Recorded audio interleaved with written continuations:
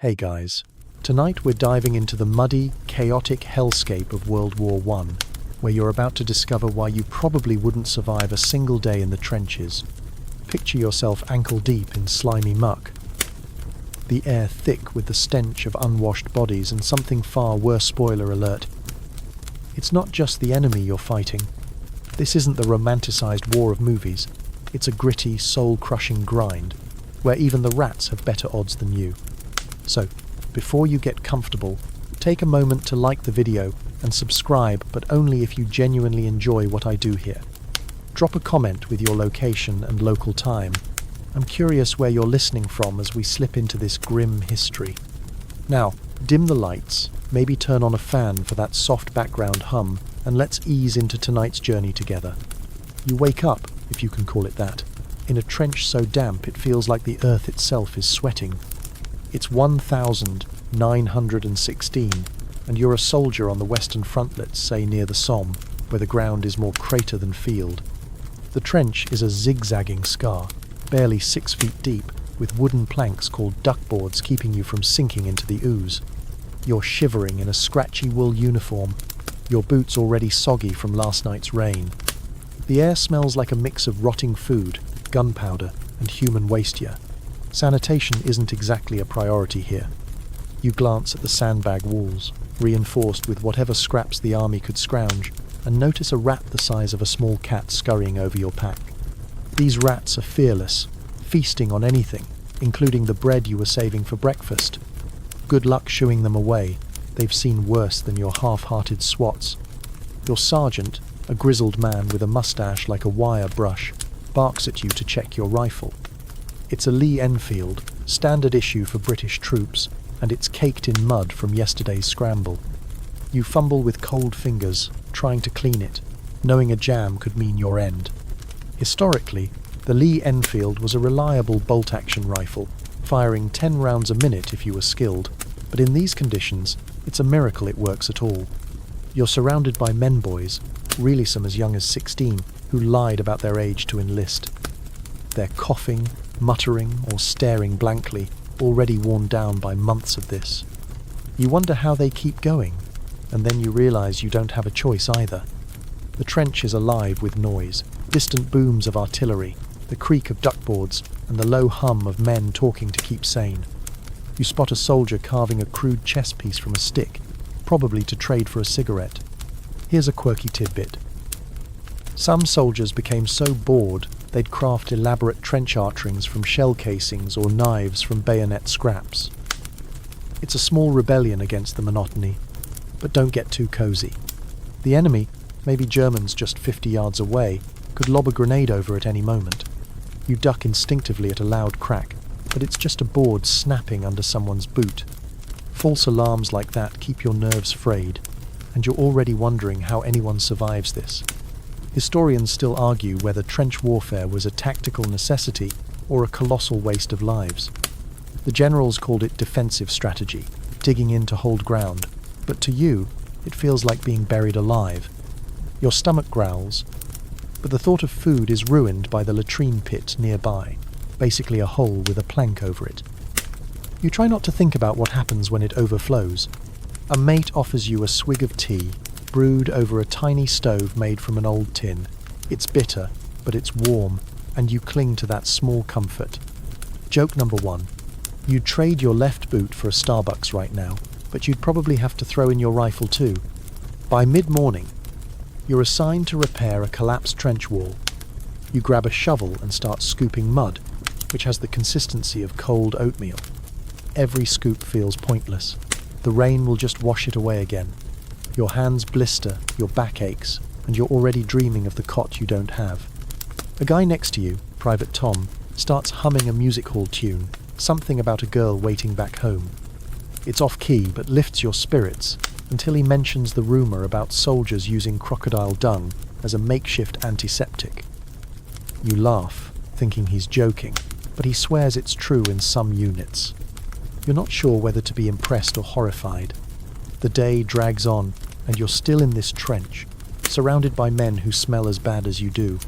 You're starting to realise survival isn't about heroism, it's about enduring the filth, the fear, and the sheer boredom. You glance at the sky, hoping for a break in the clouds, but all you see is smoke. This is your world now, and it's only day one. Buckle up, it's going to get worse. You're still stuck in that trench, the mud clinging to your boots like a jealous ex, and now the morning brings a new kind of hell. The ground shakes as artillery shells scream overhead, each one a reminder that you're a sitting duck in this soggy ditch. It's dawn, and the enemy, probably Germans across no man's land, decides it's a great time to remind you they're awake. You duck low, heart pounding, as dirt rains down from a near miss. The barrage is relentless, a historical hallmark of World War I, where millions of shells were fired, sometimes 3,000 in a single hour on the Western Front. You're not thinking about numbers, though. You're just praying the next one doesn't have your name on it. The air vibrates with each explosion, a deep rumble that rattles your teeth and makes your ears ring like you've been front row at a concert with no earplugs. You clutch your rifle, useless against this chaos, and try to focus on something else. Your mate, Private Tom from yesterday, is crouched nearby, muttering about how his grand's Sunday roast would taste better than this war. You force a chuckle, but it's weak. Joke number one. You'd sell your soul for a hot shower, but the devil's probably too scared to visit this trench. Shell shock, as they call it, is already creeping in. You've heard the term tossed around, though doctors back then didn't fully understand it. Some soldiers, shaken by constant bombardments, would freeze, tremble, or just shut down. Historians still argue whether shell shock was purely psychological or if the physical impact of explosions scrambled brains. You don't care about the debate. You just feel the panic clawing at your chest every time the ground quakes. You try to breathe, but the air's thick with cordite and dust, stinging your lungs. You glance at the guy next to you, a lanky kid named Eddie, who's clutching a rosary so tight his knuckles are white. He's whispering prayers, but you catch him sneaking a sip from a flask. Here's your quirky tidbit. Soldiers often carried homemade charms, like rabbit's feet or even tiny bottles of holy water, believing they'd ward off death. Fat chance, you think, as another shell whistles too close.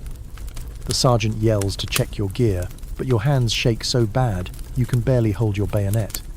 You're supposed to be ready to charge, but the thought of climbing over the parapet into no man's land makes your stomach lurch.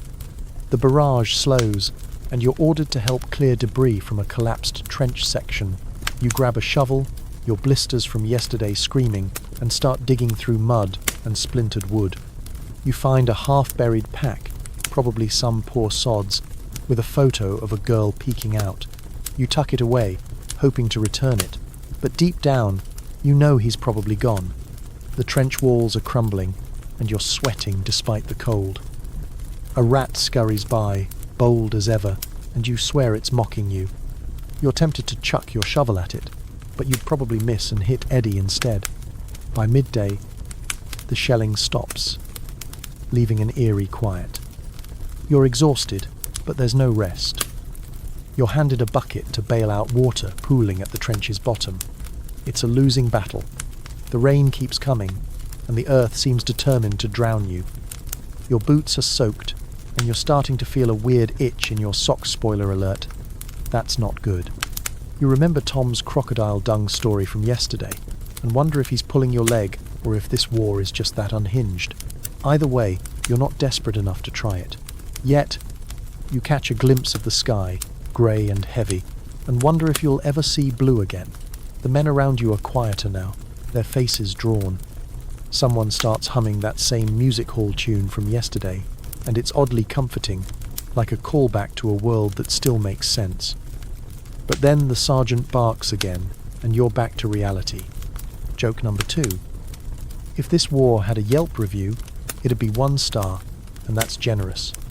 Your stomach growls, but the thought of food is a distant dream. You're still rattled from the morning's chaos, and the trench feels smaller, like it's closing in. You're starting to understand why men talk to the rats. They're the only ones who seem unfazed. You wipe sweat from your brow, mixing it with mud, and realize you're not just fighting the enemy. You're fighting the trench, the shells, and your own fraying nerves. Day one's not even over, and you're already wondering how anyone lasts a week. You're still in that miserable trench. The mud now, a permanent part of your existence. And it's time to face another grim reality. Eating. Your stomach's been growling like an angry dog. But what passes for food here would make a dumpster look gourmet. It's midday, and you're handed a ration standard for World War I soldiers. About 3,000 calories if you're lucky, but it's not exactly a feast. You get a hunk of bread so hard it could double as a club, a tin of bully beef that smells like regret, and a biscuit that's basically a brick with ambitions. You try to bite into the bread, but it's stale enough to chip a tooth. Joke number 1. You'd trade your rifle for a pizza, but you'd probably get court-martialed for dreaming too big. You sit on a sandbag, trying to choke down the beef, which is slimy and tastes like it's been canned since Napoleon's time. The British Army relied heavily on tinned food to feed millions of troops, but the quality was hit or mostly miss. You're supposed to get tea or maybe some watery stew, but the stove's broken, so you're sipping cold, gritty water from your canteen instead. You glance at Private Tom, who's gnawing on his biscuit like it personally insulted him. He catches your eye and mutters about how his mum's shepherd's pie could end this war if the generals tasted it. You smirk, but your heart's not in it. The quirky tidbit of the day. Some soldiers got so desperate they'd trade cigarettes for jam or even scavenge enemy rations, which were rumoured to be better German black bread, was supposedly less likely to break your jaw. You're not that brave yet, but you're eyeing Tom's unopened tin of plum jam with dangerous thoughts. Sharing is rare here. Everyone's hungry, and trust is thinner than the trench walls. You notice Eddie, the rosary kid, carefully splitting his biscuit with a guy who looks like he hasn't eaten in days. It's a small act, but it sticks with you, like a flicker of humanity in this mess. Historians still argue whether food shortages in the trenches were due to logistical failures or just the chaos of war. Supply lines were stretched thin, and getting fresh food to the front was a nightmare. You don't care about the why. You just want something that doesn't taste like despair. You try to soften the bread by dipping it in your water, but now it's just soggy despair. A rat darts by, eyeing your meal like it's Michelin-starred, and you're half tempted to let it have it. At least someone would enjoy it. You're interrupted by a shout time to move supplies. You sling your rifle and grab a crate of ammo, your arms aching as you haul it through the trench. The duckboards are slick, and you nearly face-plant in the mud. Again, you're starting to hate this trench more than the enemy. The air's thick with the usual stench-and-washed bodies, latrine pits, and that faint whiff of decay you're trying not to think about. You pass a guy writing a letter, his pencil stub barely legible on damp paper. You wonder if he's telling his family the truth, or pretending it's all heroic adventure. You'd probably lie too. The afternoon drags, and you're back to your sandbag, trying to force down the last of the bully beef. Your stomach churns, and you're not sure if it's hunger or the food fighting back. Joke number 2. If this is dinner, you're ready to surrender to the first German who offers a pretzel. You remember the crocodile dung antiseptic story Tom told you, and now you're wondering if they're putting worse things in the rations. You wouldn't be surprised. The men around you are quiet, chewing slowly or staring into space. Someone's coughing, a deep, wet sound that doesn't bode well. You're starting to notice the little things show your socks are never dry, how your rifle's always muddy, how the trench feels like it's shrinking. You catch Tom carving another chess piece, this one looking like a tiny tank. He winks and says it's for luck. You're not sure luck exists here, but you nod anyway. The sky's still grey, and the distant rumble of guns reminds you there's no real break. You shove the last bite of biscuit in your mouth, wincing, and wonder how you're supposed to keep going on this. You're still in the trench, the taste of that awful bully beef lingering like a bad decision, and now you're dealing with an enemy smaller than the Germans but just as relentless, lice. You're itching like crazy, your skin crawling under your uniform, which hasn't been washed in weeks. It's not just you, every soldier in this muddy ditch is scratching, cursing, or picking at their seams like they're auditioning for a flea circus. Lice were a plague in World War I. infesting up to 95% of soldiers on the Western Front, spreading disease and misery. You try to scratch discreetly, but there's no dignity here. Your scalp burns, and you're pretty sure something just scurried down your back. Joke number 1. You'd trade your helmet for a flamethrower to torch these little jerks, but you'd probably set yourself on fire too. You grab a stick and start digging at your collar, hoping to crush a few of the culprits. The lice are tiny, greyish specks, but they're winning this war. You've heard the veterans talk about chatting, picking lice off each other like apes grooming in a zoo. It's gross, but it's bonding, and you're desperate enough to try. You nudge Private Tom, who's scratching his arm raw, and ask if he's up for it. He groans but agrees, and soon you're both hunched over, inspecting each other's uniforms like you're on a weird first date. You find a louse the size of a grain of rice, and squash it with a satisfying pop. Tom laughs, saying it's the most action he's seen all week. Here's the quirky tidbit. Some soldiers got so fed up, they'd run a candle flame along their seams to burn the lice out, risking singed clothes, or worse. You're tempted, but your only candle is a stub you're saving for reading letters. You've seen guys try other tricks, rubbing tobacco juice into their skin or dousing themselves with petrol. Neither works, and now you're wondering if that crocodile dung antiseptic story Tom told you was less crazy than it sounded. You're not there yet, but give it a week. Historians still argue whether lice were just a nuisance or a major factor in spreading trench fever, a debilitating illness that could knock you out for months. You don't know about fever yet, but you're starting to feel like your skin's a battlefield of its own. The itching's relentless, and every time you move, you're sure you feel another louse setting up camp.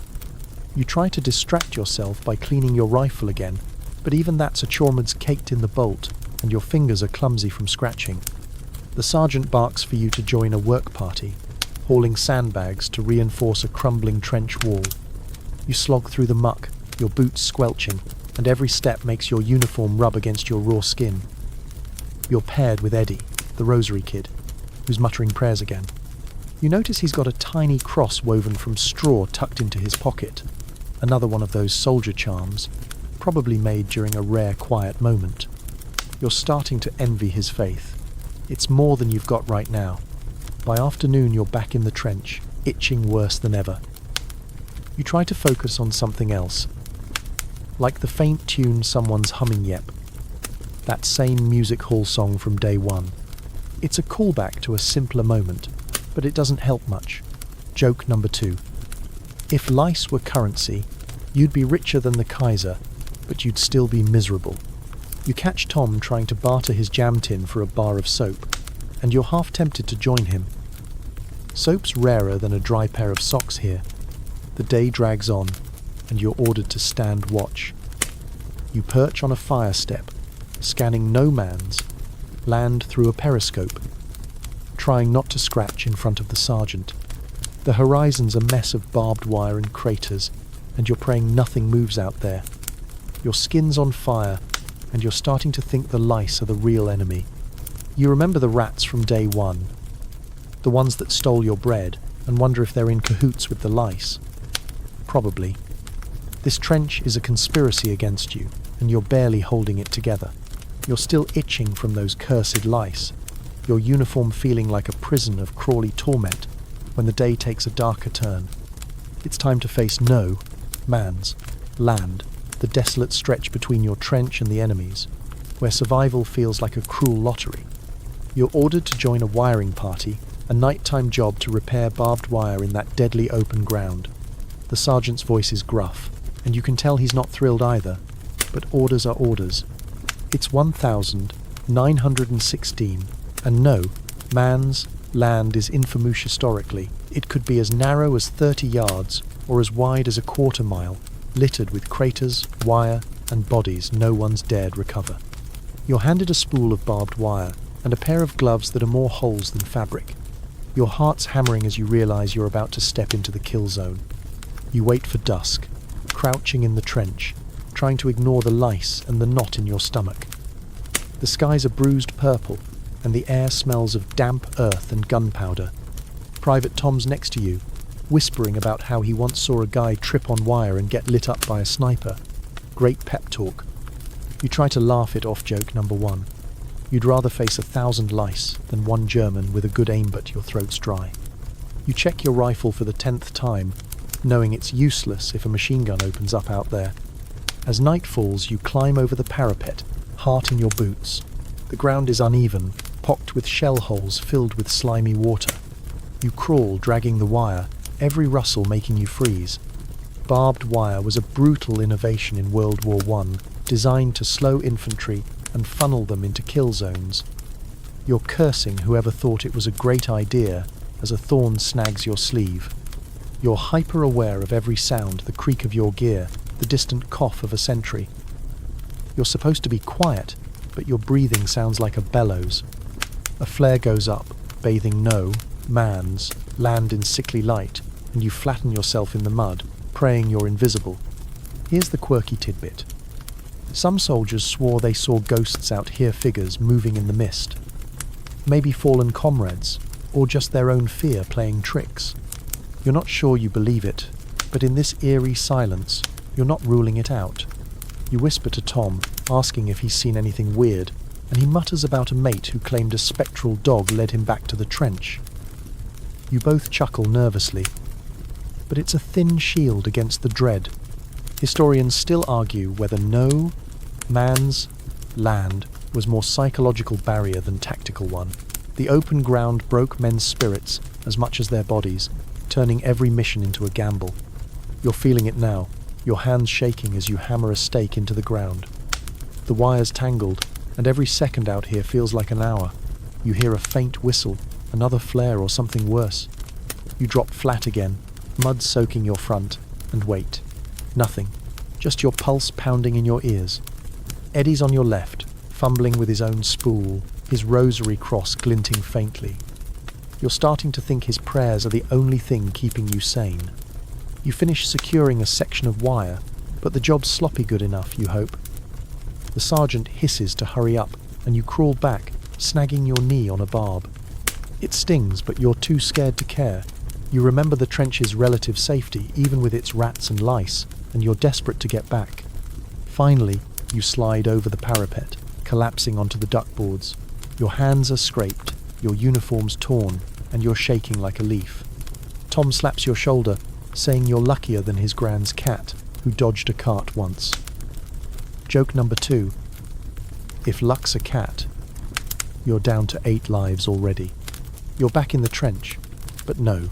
Man's land lingers in your mind, a reminder that nowhere's safe. You try to wipe the mud off your face, but it's pointless. The humming of that music hall tune starts up again, a faint callback to earlier days, but it's drowned out by your own ragged breathing. You're back in the trench, still shaken from that nerve-wracking crawl through no man's land, your hands stinging from barbed wire cuts, when a new terror grabs your attention. A low, yellowish cloud rolls toward you, silent and sinister, and someone yells, "Gas!" Your heart leaps into your throat as you fumble for your gas mask, a clunky canvas thing with fogged-up goggles that smells like rubber and panic. It's 1916, and chemical warfare is a grim reality. Chlorine and mustard gas were used to devastating effect in World War I, with over 1.2 million casualties from gas attacks across the war. You're scrambling to pull the mask over your face, straps tangling, praying you're fast enough. The air's already tingling, a sharp bite in your nose, and you're not sure if it's your imagination or the real thing. You manage to get the mask on, but it's suffocating, the eyepieces blurring your vision. You're breathing through a tube, each inhale a laboured wheeze like sucking air through a straw. The trench is chaosmen shouting, some coughing violently, others clawing at their faces because their masks are faulty or, worse, missing. Private Tom's got his on, but his eyes are wide, darting like a trapped animal's. You grab Eddie's arm, making sure his mask is secure, and he nods, clutching his rosary through his gloves. Joke number 1. You'd rather face a million lice than this fog of death, but at least the lice don't burn your lungs. The gas lingers, seeping into the trench like an uninvited guest. You're crouched low, trying to stay below the cloud, but the mustard gas-nasty stuff can sink and cling to everything. You've heard stories of men blinded or blistered, their skin peeling like overcooked fruit. You're praying your mask holds, but every itch from those damn lice feels like the gas creeping in. The quirky tidbit. Some soldiers tried smearing their skin with whale oil or even urine. Soaked rags to neutralize gas exposure, a desperate trick passed around like trench gossip. You're not that desperate yet, but you're clutching your mask like it's your only friend. Historians still argue whether gas was a game changer or just a psychological terror. It didn't win battles outright, but it broke morale and filled hospitals with gasping men. You don't care about strategy, you just want to breathe clean air again. The sergeant's shouting through his own mask, voice muffled, ordering you to check the line for stragglers. You shuffle along the duckboards, eyes stinging behind the goggles, scanning for anyone left behind. You find a kid, barely 18, maskless and retching, his face red and eyes streaming. You drag him to a dugout, hoping the air's clearer, but his coughs sound like they're tearing him apart. You feel helpless, your own mask fogging with every panicked breath. The gas starts to dissipate, or maybe the wind shifts, and the sergeant signals to remove masks. You rip yours off, gulping air that still tastes faintly of chemicals. Your throat's raw, and you're shaking, but you're alive. Tom's coughing but gives you a weak thumbs up, muttering about how his Grand's soup would fix this better than any doctor. You force a smile, remembering that music hall tune from earlier days, but it feels distant now. Joke number 2. If you survive this, you're writing a strongly worded letter to the Kaiser about his terrible party favours. You're ordered to help clean up checking masks, hauling water to wash down contaminated gear. Your hands tremble as you work, the barbed wire cuts from last night, throbbing worse now. You notice Eddie's still clutching his straw cross, whispering prayers, and you wonder if you should borrow some of his faith. The trench feels smaller, the walls closer, and every sound a creak, a cough makes you jump, expecting another cloud. You're starting to realize this war isn't just about bullets or bombs. It's about surviving the things you can't see. You glance at the sky, hoping for a breeze to clear the last of the gas. But it's still grey, heavy with the promise of more trouble. You're still reeling from that gas attack, the chemical sting lingering in your throat when you're sent to the medical tenter place that makes the trench look like a holiday resort. You're not injured, thank God, but you're tasked with carrying a wounded mate, a guy named Charlie, who took shrapnel in the leg during the chaos. The trek to the tent is a slog through mud, your boots sinking with every step, and Charlie's groaning with each jolt. The medical tent, or what passes for one, is just a canvas shelter a few hundred yards back, reeking of blood and antiseptic. World War I field hospitals handled over 2 million wounded Allied soldiers, often with limited supplies and brutal efficiency. You're about to see why they called it triage hell. You duck inside, and the smell hits you like a fist iron, sweat, and something sour you don't want to name. The tent's crammed with men on stretchers, some moaning, others eerily quiet. A doctor, looking as tired as you feel, is sawing through a soldier's arm with a tool that belongs in a carpenter's shed. No anaesthetic, just a leather strap for the poor guy to bite. You lay Charlie on a blood-stained cot, and a nurse her apron more red than white promises to get to him soon. You're not sure if that's a comfort or a threat. Joke number 1. You'd rather face the lice again than trade places with anyone in here. And that's saying something. You're told to help move supplies bandages, iodine, and buckets of water that look murkier than the trench. The quirky tidbit. Some medics used maggots to clean wounds, letting them eat dead tissue to prevent infection. You shudder, thinking of Tom's crocodile dung story, and wonder if this war is just a contest of who can gross you out more. You glance at Charlie, who's clenching his teeth as the nurse probes his wound. He's pale, sweating, and you mutter something about his girl back home waiting for him. He manages a weak grin, but you both know it's a long shot. Historians still argue whether medical advancements in World War I, like blood transfusions, or better splints saved more lives than they lost to rushed surgeries and infection. You don't care about the stats. You just see men suffering, and it's carving itself into your brain. You hand a bandage roll to the nurse, trying not to look at the guy next to Charlie, whose face is half wrapped in gauze, one eye gone. You're starting to feel the weight of it all. The gas, the lice, the moudand, now this butcher's shop of a tent. You step outside for air, but the stench follows you, clinging like the mud on your boots. Back in the trench, you're shaking, not just from the cold. You find Private Tom sitting on a sandbag, carving another chess piece a night this time. He offers you a cigarette, and you take it, even though you don't smoke. The burn in your throat is a welcome distraction. He jokes about how the medics probably use the same saw for legs and firewood, and you force a laugh joke number 2, but it's hollow. You're thinking about Charlie, about the kid with the missing eye, about how you're supposed to keep going after seeing that. The sergeant calls you to help reinforce a dugout, and you're grateful for the work, something to keep your hands busy. You haul timber, your arms aching, and try to focus on the task. Eddie's nearby, his straw cross still tucked in his pocket, and you wonder if he's praying for Charlie or just for himself. That music hall tune floats through the trench again, a faint callback to earlier days, but it feels like a ghost now, mocking the idea of normalcy. You're starting to realize this war doesn't just wound bodies, it's gnawing at your soul. The sky's still grey, and you're praying for night, for a moment to close your eyes and forget the tent, even if it's just for an hour. You're back in the trench, the memory of the medical tent's horrors still clawing at your mind, but there's no time to dwell. The day's dragging on, and you're clutching a crumpled letter from home, your one lifeline to a world that feels like a dream. It's a faded piece of paper, ink smudged from rain and your own sweaty hands, but it's everything. World War I soldiers sent and received millions of letters, over 2 billion, through the British postal system, alone carrying hopes, fears, and the occasional lie to keep loved ones from worrying. You're sitting on a sandbag, trying to read by the dim light of a candle stub, the words blurring as your eyes strain.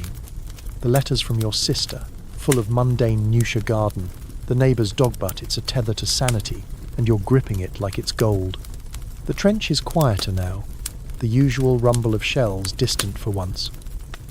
You're surrounded by men doing the same, hunched over their own letters, some smiling, some staring blankly. Private Tom's nearby, reading one from his mum, muttering about her famous apple pie. He offers you a glimpse, and you see her neat handwriting promising to bake one when he gets home. You nod, forcing a smile, but your chest aches. Joke number 1. You'd trade your soggy boots for a slice of that pie, but you're pretty sure Tom would fight you for it. You try to write back, but your pencil's a stub, and the paper's damp. You scribble about the Weatherleys, mostly because "it's hell here" won't get past the censors. The quirky tidbit: some soldiers hid secret messages in their letters, using codes or invisible ink made from lemon juice, hoping to slip truth through the cracks. You're not that clever. You just want to tell your sister you're alive without scaring her. You mention the music hall tune you've been hearing, that faint callback to the trench's first day, hoping it sounds cheerful. It doesn't. Historians still argue whether letters were a morale booster or a painful reminder of what soldiers couldn't have. For you, its bothery word from home lifts you up and cuts you deeper. You're halfway through writing when the sergeant barks for you to help with a supply run. You tuck the letter into your pocket, next to Eddie's straw cross you've started carrying for luck, and grab a crate of tinned beef. The duckboards creak underfoot, and you're dodging rats again, their beady eyes glinting in the candlelight. You're starting to think those rats are the real kings of this trench. The supply run's a slog, your arms burning as you haul crates through the mud. You pass a guy sketching on a scrap of paper, probably more of that trench art Tom's always carving. It's a tiny act of defiance, like your letter, a way to pretend you're more than just a cog in this war machine. You drop the crate at the supply dugout, and the quartermaster, a sour-faced man with a limp, grumbles about short rations. You're tempted to ask if he's got any of Tom's mum's pie, but you bite your tongue. Back at your spot, you pull out the letter again, trying to finish it. The candle's almost gone, and you're squinting to see. You write about Eddie's prayers, about Tom's chess pieces, anything to avoid the truth that you're scared, that the gas and the medical tent still haunt you. Joke number 2. If you ever get home, you're framing this letter and never touching a pencil again. You seal it, hand it to the mail runner, and hope it reaches your sister before the mud claims it. The trench is settling into night, the air colder now. You hear that music hall tune again, softer this time, like it's tired too. You lean back, staring at the sliver of sky above, and wonder if you'll ever see home again. The letter's gone, but its weight lingers, a mix of hope and ache you can't shake. You're ordered to stand watch soon, and you're already dreading it, but for now, you close your eyes, clutching the memory of your sister's words. You're still clutching the fading warmth of that letter from home, its words a faint echo as you're dragged back to the trench's grim reality. The mud's gotten worse, if that's even possible, swallowing everything: your boots, your hope, your patience. It's like the earth itself is trying to pull you under, and you're not sure it's wrong to. You're slogging through the trench, knee-deep in sludge that's the consistency of cold porridge, on your way to repair a collapsed section. World War I trenches were notoriously waterlogged, especially in places like Ypres, where poor drainage turned battlefields into swamps. You're cursing every step, your boots making obscene sucking noises as you yank them free. Joke number 1. You'd sell your soul for a pair of dry socks, but the devil's probably stuck in this mud too. The trench walls are crumbling, oozing water like a sponge, and you're handed a shovel to reinforce them. Every scoop feels pointless, the rain's relentless, undoing your work faster than you can manage. Private Tom's with you, grumbling about how his grand's garden never got this bad, even in a storm. You manage a weak laugh, but your hands are blistered, and the shovel's handle is slick with mud. You're starting to hate this stuff more than the Lycian that's saying something. You spot Eddie nearby, his straw cross tucked into his belt, silently shoveling like he's praying with every scoop. Here's the quirky tidbit. Some soldiers swore the mud had a mind of its own, claiming it swallowed whole cannons or even men who fell asleep standing up. You're not sure you buy the stories, but as your boot slips and you nearly faceplant, you're starting to believe this mud's out to get you. You've already lost one boot to its grip today, and you're hobbling in a mismatched pair, one too big, scavenged from a supply crate. It's humiliating, but you're past caring about pride. Historians still argue whether the mud was a bigger killer than bullets, bogging down offensives and drowning men in shell holes. You don't need a history book to know it's a nightmare. Your aching legs and soaked uniform tell the story. You're ordered to keep digging, but a sudden shout stops you. A section of the trench walls caved in, trapping a guy's leg. You rush over with Tom, clawing at the sludge with your hands, the cold numbing your fingers. The guy's freed, shaken but alive, and you're all panting, covered in muck like you've been dipped in chocolate Syrupex, except it smells like despair. Back to your spot, you're shivering, trying to scrape the mud off your hands, but it's caked under your nails, in your hair, everywhere. You remember the letter from yesterday, now tucked safely in your pack, and wish you could read it again, but your hands are too filthy. That music hall tune drifts through the trench again, a weary callback to earlier days, but it's barely audible over the squelch of boots and the drip of rain. You glance at Tom, who's trying to light a cigarette with muddy fingers, cursing when it won't catch. Joke number 2. If you could bottle this mud, you'd sell it as the world's worst spa treatment. The sergeant calls for a break, and you collapse onto a sandbag, too tired to care that it's damp. You're starting to notice the little things show your socks are a lost cause, how your rifle's barrel is clogged again, how Eddie's still muttering prayers like they're keeping him upright. You're not sure what's keeping you going, but it's not faith or courage, it's just stubbornness. The sky's a solid sheet of grey, and you're praying for a dry moment, but the rain keeps falling, like it's mocking you. You're starting to think this trench isn't just a place it's a living thing, and it's winning. You're still mired in that relentless trench mud, your mismatched boots caked and heavy. When night falls and brings a new kind of fear, you're assigned to a night patrol, a job that makes no man's land seem like a stroll in the park. The order comes to scout enemy lines, check for weak points, or maybe just prove you're not all cowering in the muck. It's pitch black, the kind of dark that swallows light, and you're supposed to sneak across the same deadly ground you wired a few nights ago. Night patrols were a grim necessity in World War I, with thousands sent out to gather intel or disrupt enemy plans, often at a brutal cost. You're gripping your rifle, knuckles white, as the sergeant whispers to keep quiet and stay low. Your stomach's a knot, and you're already regretting that last bite of bully beef. You climb over the parapet, heart pounding louder than the distant artillery. The ground's still a mess of craters and wire, and every step risks a twisted ankle or worsey sniper's bullet. You're crawling now, mud soaking your knees, trying to move like a shadow. Private Tom's behind you, his breathing ragged, and you can tell he's as scared as you are. You whisper a joker, number one. You'd rather face a rat convention than this, but it comes out shaky, and he doesn't laugh. The air's cold, sharp with the scent of damp earth and cordite, and you're straining to hear anything. A twig snap, a whispered German order, anything that means you're not alone out here. Here's the quirky tidbit. Some patrols carried makeshift weapons, like sharpened entrenching tools or even brass knuckles, because rifles were too bulky for close encounters. You've got a bayonet, but the thought of using it makes your gut churn. You're not a fighter.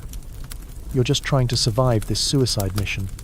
You remember the ghost stories from No Man's Land, those spectral figures soldiers swore they saw, and now every shadow looks like it's moving. You shake it off, focusing on the barbed wire ahead, its barbs glinting faintly under a sliver of moon.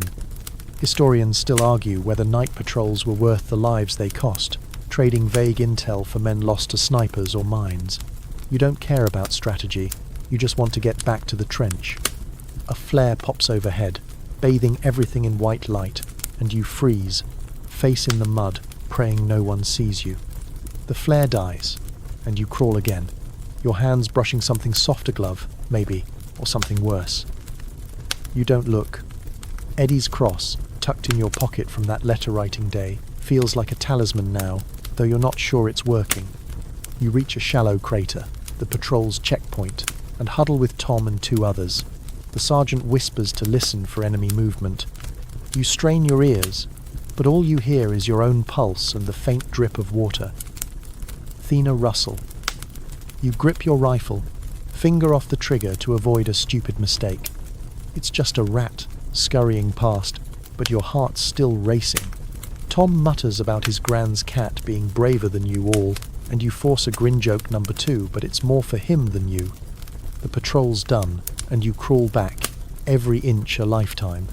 A sniper's shot cracks nearby, and you drop flat, mud in your mouth. You're sure you're hit, but it's just your fear lying. You make it to the trench, sliding over the parapet, gasping like you've run a marathon. The sergeant grunts approval, but you're too shaken to care. That music hall tune hums faintly from somewhere down the line. A tired callback to earlier days, but it's no comfort. You're back, but no, land's still out there, waiting. You check your pocket. Eddie's cross is still there, and you wonder how many more nights like this you can take. The sky's black, no stars, just the promise of another day in this hell. You're back in the trench, still trembling from that nightmare of a night patrol, the darkness of no man's land clinging to you like the mud on your boots. Now, as dawn breaks, a new misery announces itself. Your feet are screaming, swollen and raw inside your sodden boots. You're limping, each step a jolt of pain, and you're starting to suspect trench foot, a World War I scourge that crippled thousands over 75,000 British soldiers alone by 1918.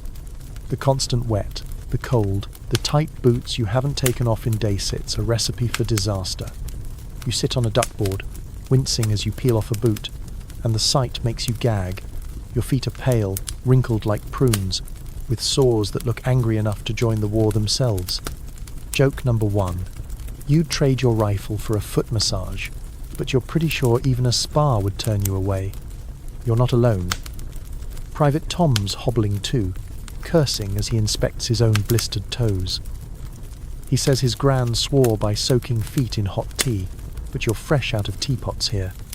You try to dry your socks by wringing them out, but they're so soaked they practically splash. The quirky tidbit: some soldiers stuffed their boots with straw, or even newspaper, to absorb moisture, a trick borrowed from farmers back home. You've got no straw, but you're eyeing a torn letter wrapper, wondering if it's worth a shot.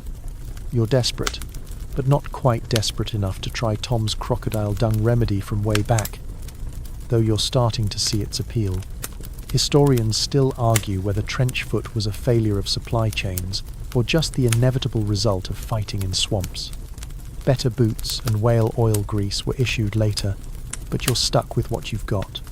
Leather that's more sponge than shoe.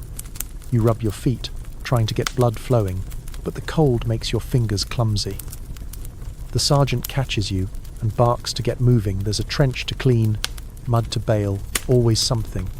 You limp along, each step like walking on knives, and join a work party shoveling sludge from a flooded section. The duckboards are half submerged, and you're splashing through ankle-deep water, which isn't helping your case. You spot Eddie, his straw cross still in his belt, limping worse than you. He's quiet, his usual prayers replaced by a grimace. You offer him a hand, steadying him as he hauls a sandbag. He mutters thanks, and you notice his socks are as bad as yours, one toe turning an ugly purple. You both know what's coming if this doesn't get treated. Amputation's not uncommon. And you're both thinking of that medical tent sore.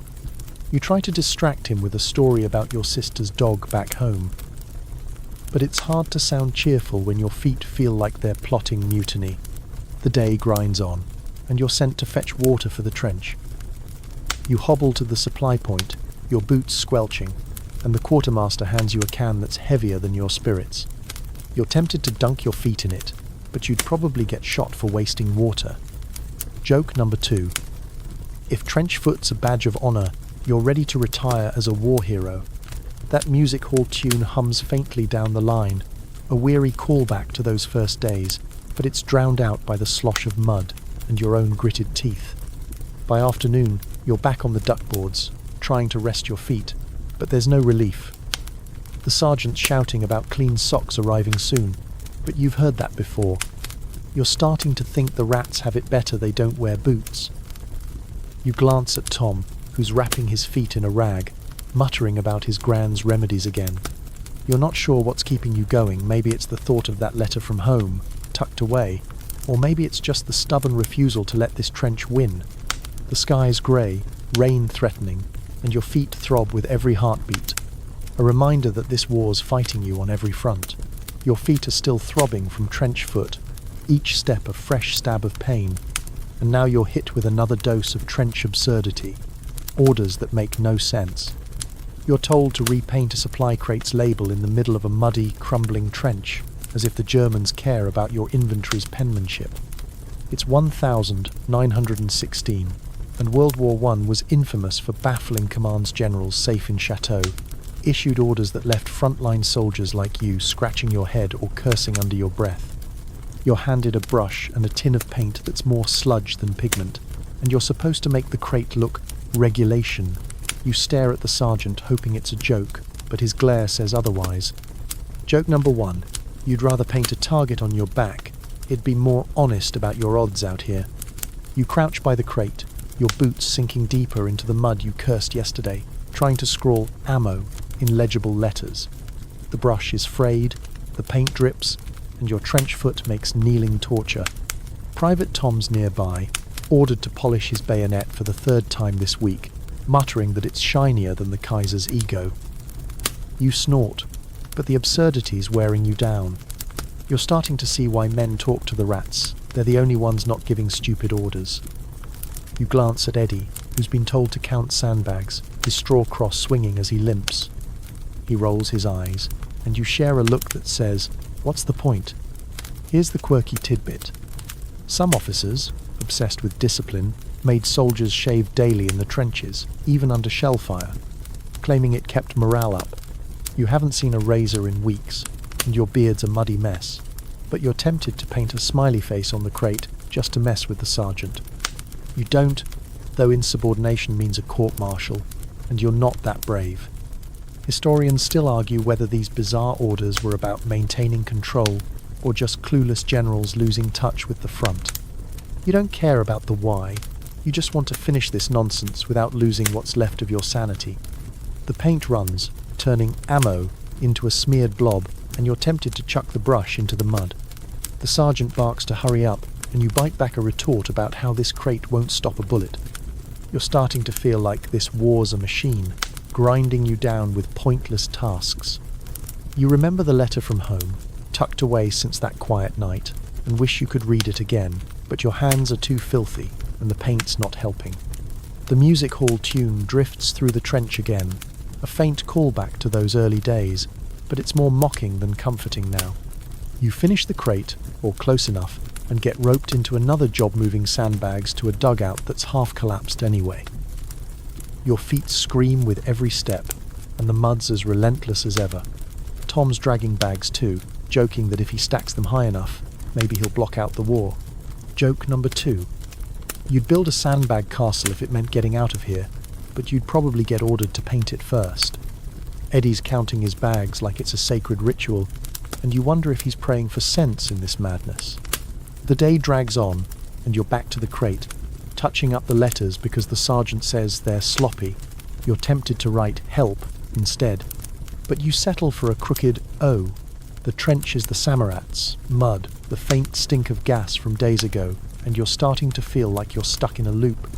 The sky's still grey, the rain's holding off for once, but you're not fooled. You're just waiting for the next order, the next shell, the next thing to remind you this trench owns you. You pat Eddie's cross in your pocket, hoping for a shred of luck, but you're not sure it's enough anymore. You're still in the trench. Paint from that pointless crate labelling task smudged on your hands when winter tightens its grip, turning your muddy hell into a frozen one. The air's so cold it bites your lungs, and your breath clouds in front of you like a ghost. It's late 1916, and winter on the Western Front was brutal temperatures, often dropped below freezing, with soldiers like you battling frostbite alongside everything else. Your trench foot's already a misery, but now your fingers are numb, tingling with the threat of something worse. You're huddled in a dugout, a shallow cave of damp earth and splintered wood, trying to warm your hands over a pathetic fire made from scavenged crate scraps. Joke number 1. You trade your helmet for a hot cocoa, but you're pretty sure even the rats are too cold to negotiate.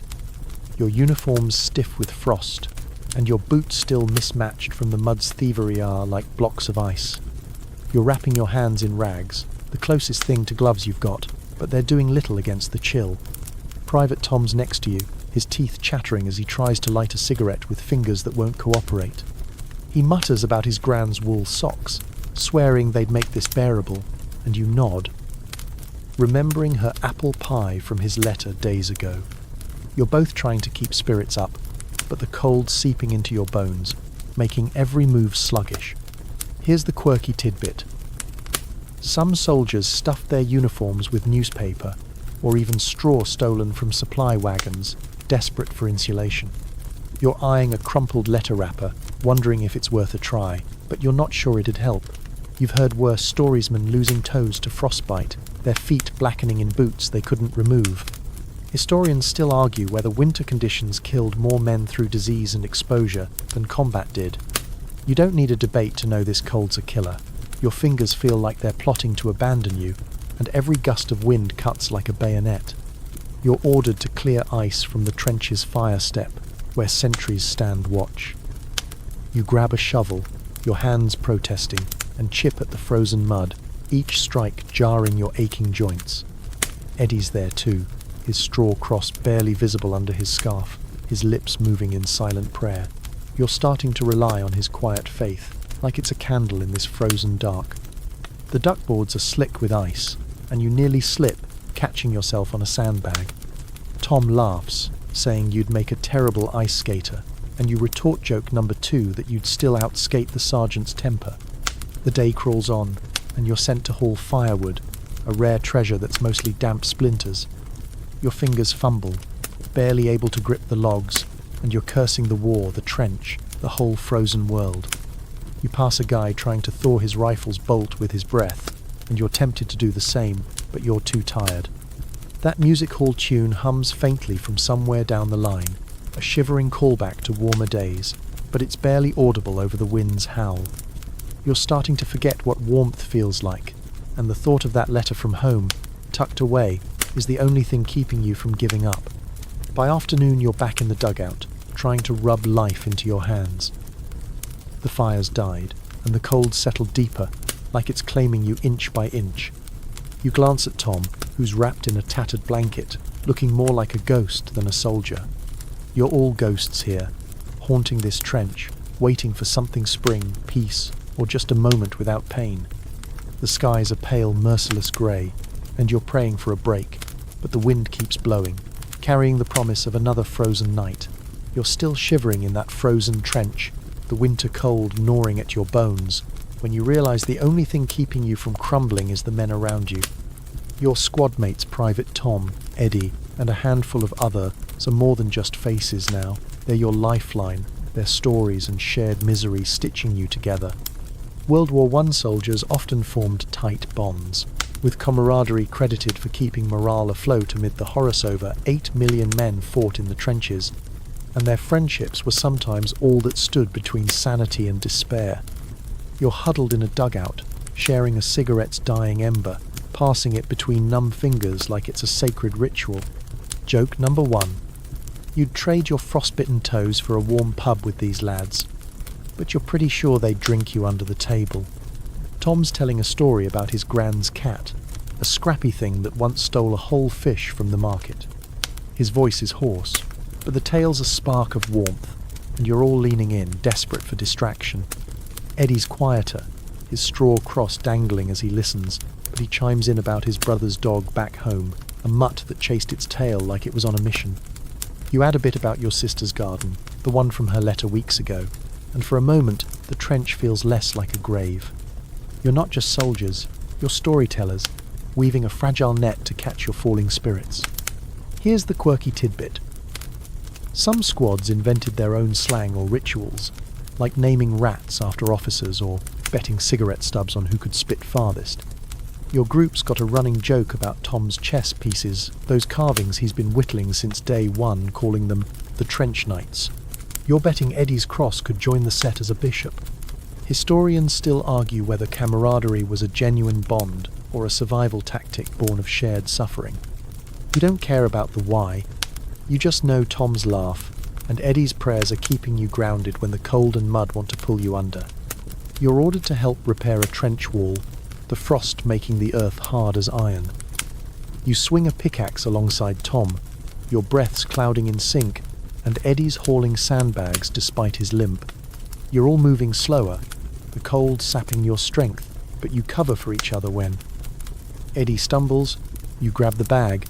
When your hands shake, Tom takes a swing. It's unspoken, this pact, but it's stronger than any sergeant's order. You're starting to understand why men write about their mates in those smudged letters home, the ones you've been carrying like a talisman. The day drags, and you're back in the dugout, sharing a tin of jam Tom bartered for probably with one of his trench knights. It's not much, but you each get a fingerful, and it's the best thing you've tasted since that bully beef nightmare. Joke number 2. If this jam's the highlight of your day, you're ready to retire from war and open a bakery. That music hall tune hums faintly from down the line, a shivering callback to those early days, and you all hum along, off-key but defiant. It's a small rebellion against the trench, the cold, the whole damn war. By dusk, you're on watch, scanning man's land with Tom at your side. The cold's brutal, but his quiet chatter about his grand's cooking keeps you awake. You glance at Eddie's cross in your pocket, a habit now, and wonder if it's carrying you as much as these men are. The sky's a dark, starless void, and you're praying for dawn, for warmth, for anything to remind you you're still human. Your squad stories are all you've got, and for now, they're enough. You're still leaning on the fragile warmth of your squad stories. Tom's grand's cat and Eddie's cross anchoring you in this frozen trench when a whisper of hope ripples through the mud. It's late 1916, and rumours of an armistice are floating like rare sunlight, murmurs that the war might actually end. You're sceptical, too many rumours have fizzled before, but the word peace hits like a warm blanket.